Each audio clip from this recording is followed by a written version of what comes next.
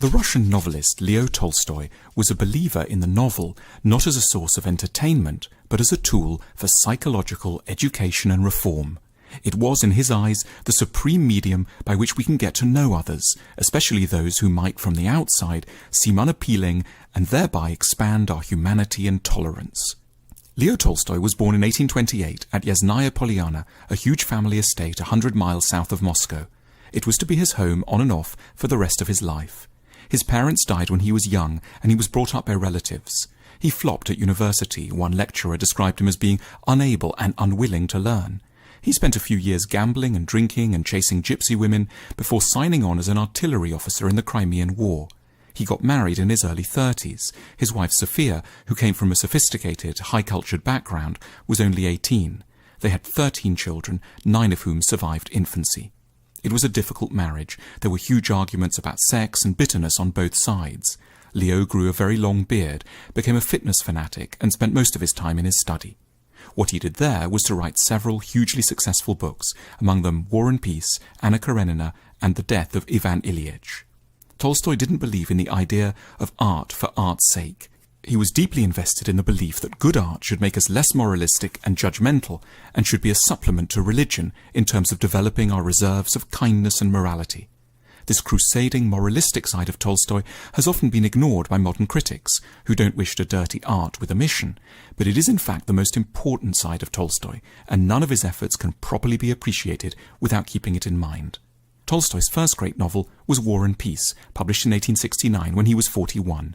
In it we meet Natasha Rostov, a delightful, free-spirited young woman.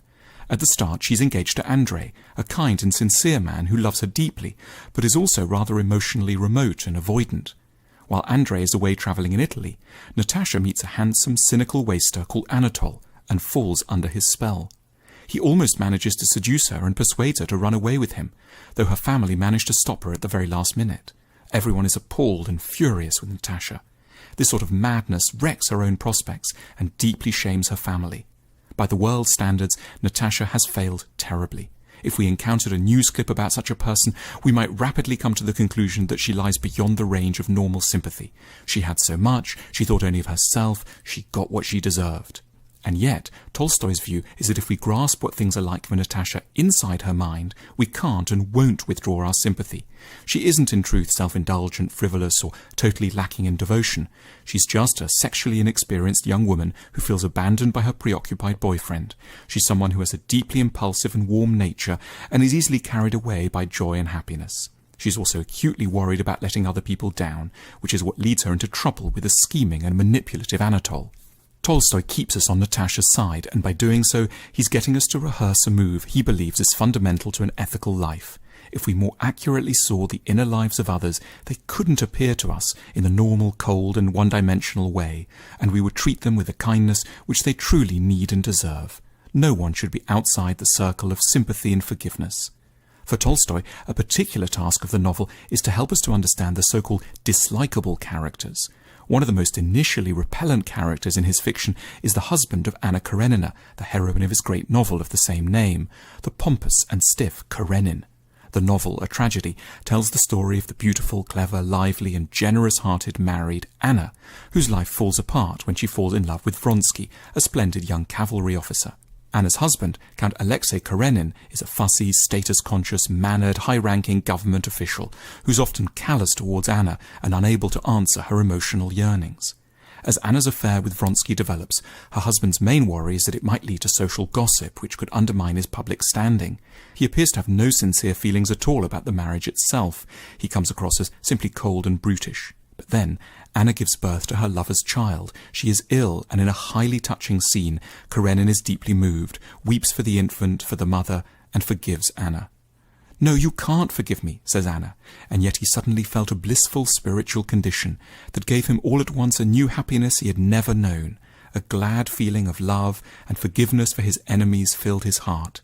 He knelt down, and laying his head in the curve of Anna's arm, he sobbed like a little child.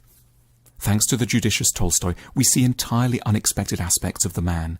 His inner life is not at all what we would expect, judging from the outside. But Tolstoy's point is that Karenin is not really an exceptional character. He's just the normal mixture of bad and good. It's highly usual for rather off-putting people to have huge reserves of buried tenderness, to have dimensions to their characters very different from, and often much nicer, than those that their forbidding appearance suggests. We're invited on a comparable journey in relation to another character in Tolstoy's fiction, the hero of The Death of Ivan Ilyich, published in 1886. At the start of the novel we meet Ivan, a high court judge at the pinnacle of society, who appears selfish, vain and cynical. But one day, while helping hang some curtains, Ivan falls from a ladder and becomes aware of an inner pain, which is the first sign of a disease which is soon diagnosed as fatal. He will have just a few months left to live. As his health declines, Ivan spends a lot of time sitting on the sofa at home. His family, aware at just how inconvenient his death will be to their social and financial standing, begin to resent him and his illness. He's short and ill-tempered back. And yet inside, Ivan is going through a range of epiphanies. He looks back over his life and atones for its shallowness. He becomes newly sensitive to nature and to the ordinary kindness of his manservant, a humble, uneducated man of peasant stock.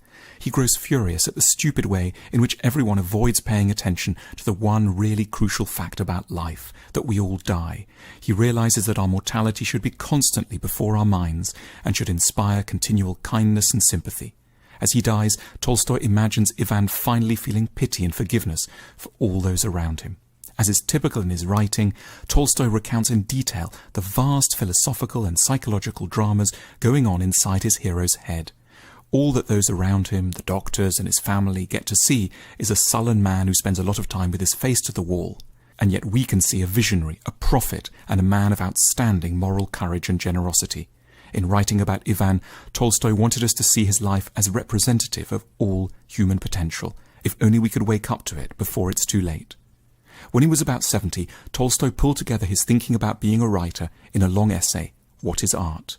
It's one of his most important books. In it, Tolstoy proposes that art has a great mission. Through great art, he tells us, lower feelings, less kind and less needed for the good of humanity, are forced out and replaced by kinder feelings, which better serve us individually and collectively. This is the purpose of art. As a supremely skilled and seductive writer, Tolstoy knew that novels need to be entertaining, or we simply won't bother to read them. But he was also convinced that they have to aspire to be something else as well, key supports for our own stumbling path to maturity and kindness. And they can do this because they're able to get into a place we need but rarely have access to, the inner lives of other people. In What is Art, Tolstoy was mostly writing about the works of other authors, but it's really his own achievement that he is, indirectly and modestly, summing up. Great writers shouldn't ever just be helping their readers pass the time. Their writing must be a form of therapy, an attempt to educate us towards emotional health and ethical good sense. As they aged, the tensions between Leo and his wife Sophia grew. He complained that they had totally opposite ideas of the meaning of existence. Yet he insisted that even as Sophia grew more and more irritable, despotic and uncontrollable, he continued to love her, though he admitted that he had given up trying to express his feelings. There is no greater tragedy than the tragedy of the marital bed, he wrote. Finally, when he was past 80, Tolstoy couldn't take it any more and deserted his wife and family. He ran away in the middle of a freezing November night, caught pneumonia, and died at the nearby railway station where he was waiting for a train. Tolstoy's funeral was a major public occasion. Thousands showed up from across Russia and the world. This was fitting, for his central proposal has enormous social implications. Tolstoy realized that our picture of what other people are like is a great driving force of relationships, economics, and politics. He held up the tantalizing idea that art could be the major vehicle for getting more accurate and often much kinder ideas about what's going on in the minds and lives of other people. His body was taken back to his house and buried in the garden under some trees where he liked to play as a child.